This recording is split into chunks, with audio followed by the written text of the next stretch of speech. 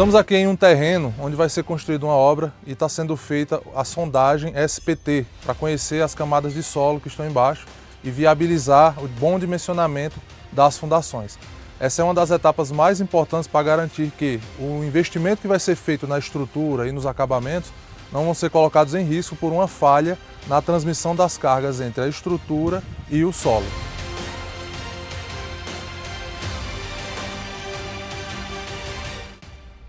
E hoje nós estamos aqui com o geólogo Saulo Luz, que é da empresa Geocariri, que faz esses estudos de sondagem SPT, para falar um pouco, sobre a importância desse tipo de estudo. Fazendo aqui esse vídeo ilustrativo diretamente do campo, mostrando a sondagem SPT na prática como é realizado, O serviço técnico especializado que trabalha com a definição e a classificação do solo ou rocha a fim de calcular a resistência do solo para pegar essa informação e transformar no projeto estrutural que a gente entrega para o engenheiro.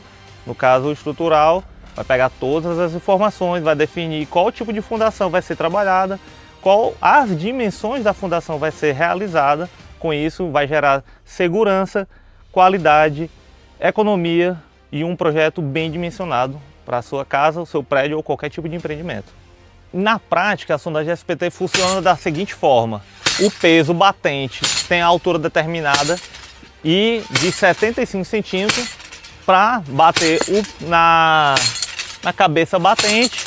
Com isso, vai haver uma penetração de um equipamento chamado amostrador que está na ponta do equipamento e da haste, que após o período de contagem dessas batidas a gente vai remover, vai abrir o amostrador, o geólogo vai classificar o solo, classificar a rocha quando o caso. Na sondagem SPT a gente vai poder identificar e localizar o lençol freático quando ocorrer e pegando todas as informações juntamente com a quantidade de batidas do peso, a gente elimina a primeira batida e soma as duas últimas batidas, que são as medidas que a gente anota aqui na haste de 15 centímetros. Então de 15 em 15 centímetros a partir de cada metro, ou seja, de 1 a 1,45, de 2 a 2,45, a gente faz essa contagem, descarta o primeiro 15, soma os dois primeiros 15 e o NSPT vai ser calculado nesses últimos 30 centímetros das batidas. São essas as informações que o engenheiro precisa saber, a quantidade dessas batidas para fazer e definir as estruturas e as fundações que ele vai trabalhar. Então, estamos aqui, esse é o amostrador padrão, que é uma convenção da ABNT, a norma é normatizada em todo o Brasil. O trabalho, toda a equipe de sondagem SPT vai ter um equipamento desse, que é de 100% de aço.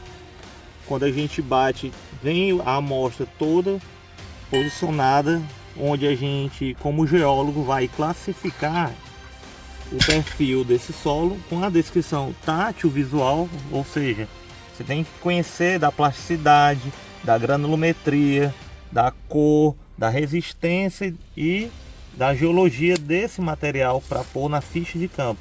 Então essas informações somadas com as informações das batidas a gente vai acrescentar na ficha de campo, passar no relatório para o engenheiro, juntamente com as fotos, que é muito importante para quando ou um geólogo pegar esse relatório, ou o engenheiro geotécnico, ou o engenheiro estrutural, saber se está coerente a descrição da ficha com o material de campo. Então isso é a segurança maior que você vai ter, de principalmente exigir que em campo você tenha sempre o geólogo, porque o geólogo que vai garantir a qualidade do produto e do serviço que vai ser entregue, sabendo que vai ter a realidade baseado nas fotos e na descrição de ficha de campo, ok? Esse é o famoso taruguinho da amostra de campo. No caso aqui a gente está tendo uma areia fina, pouco argilosa, marrom. Como é que o geólogo vai saber? Na faculdade a gente aprende a descrever e saber o percentual, se é maior de argila ou se é maior de silt. E essas proporções sempre misturadas com a areia. Então predomina numa descrição dessa sempre os dois primeiros nomes. O primeiro nome é o que tem maior composição, que no caso é uma areia, e o segundo nome é, no caso, a argila, que prevalece em cima do silt. O silt é um tipo de material que não é tão abundante aqui na nossa região em alguns casos. Então, isso que é o grande diferencial da capacidade técnica que a gente, como geólogo, vai poder transmitir para você. Então, se você quiser uma qualidade melhor, garanta sempre uma empresa especializada, experiente, que tem um geólogo principalmente em campo. Bom, agora eu já estou no escritório, já terminamos os levantamentos em campo. E aqui agora eu vou mostrar um pouco sobre o relatório e o que o engenheiro calculista vai fazer com esse relatório de sondagem, tá? Lembra lá no começo do vídeo, a ideia é você conhecer as camadas de solo de forma coerente para a aplicação de determinado carregamento. Nesse caso, lá naquele terreno vai ser uma chácara de um pavimento só, ou seja, eu não tenho grandes carregamentos. Então, conhecer o solo para esse tipo de edificação, não necessariamente eu preciso ir até 12, 14, 18 metros, como em prédios, por exemplo. Então, nesse caso, eu já determinei a quantidade de furos na região onde seriam feitas as construções e a profundidade que eu teria que ir até a finalização do ensaio.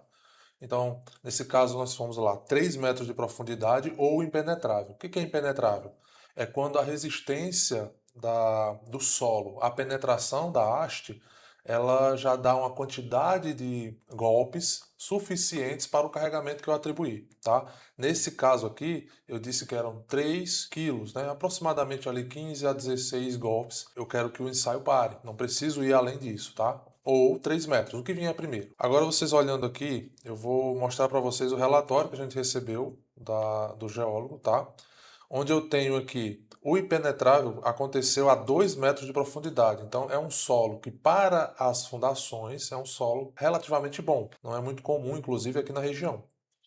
Mas veja, ele parou devido à quantidade de golpes e não pela profundidade. Por quê? Porque eu já tinha aqui alcançado cerca de 5,6, essa aqui é uma relação de carga, 5,6 quilos por centímetro quadrado, que é atribuída pela classificação do solo, que é essa descrição das amostras, né, que o Saulo inclusive citou isso, versus a quantidade de golpes que foi aplicada para descer os últimos 15 centímetros, tá? Com esse relatório aqui, né, nós temos 3 furos, a gente consegue fazer a análise tanto da resistência como de características além da resistência, como por exemplo, como esse solo se comporta em saturações, tá? Então quando a gente tem ali materiais que com a saturação de água, período chuvoso, ela tem uma expansão, né, pela classificação do geólogo, a gente consegue tratar tipos de fundações que vão contornar o risco de essa fundação sofrer algum tipo de movimentação pela mudança de comportamento do solo quando ele está saturado. O que um bom relatório de sondagem faz? Na verdade, tem muita gente que deixa de fazer a sondagem, isso é um risco absurdo. Mas o que a sondagem bem executada ela proporciona para o projeto estrutural? Vamos falar o primeiro caso, o risco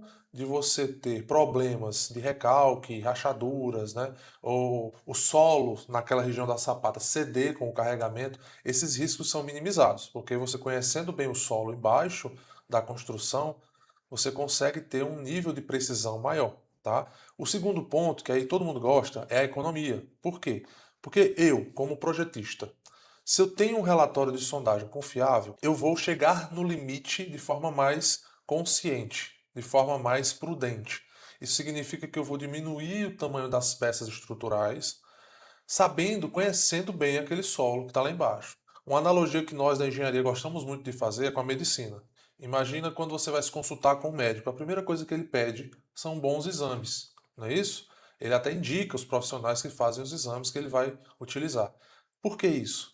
Porque ele só pode fazer uma boa análise e aí prescrever algum tipo de tratamento para aquela patologia que você está sentindo, se ele tiver uma boa investigação do que é que você tem de questões sanguíneas, questões radiológicas, se for o caso, etc. Um bom exame, e nesse caso, pela analogia, é a sondagem, eu consigo dar um tratamento melhor para as soluções técnicas que eu vou propor para a fundação, tá? Então são 2 trabalhos no cálculo estrutural, que é a determinação das cargas que vão atuar nos elementos de fundação e o bom dimensionamento dessas fundações para resistir a esses carregamentos. Então, muito importante conhecer e principalmente orientar o seu cliente, seja você arquiteto ou engenheiro, orientar bem o seu cliente que fazer uma boa sondagem não é gasto, é realmente um investimento em segurança, tá? Eu até costumo falar para os meus alunos que isso é como se fosse um seguro. A sondagem é o seguro de que suas fundações vão ser bem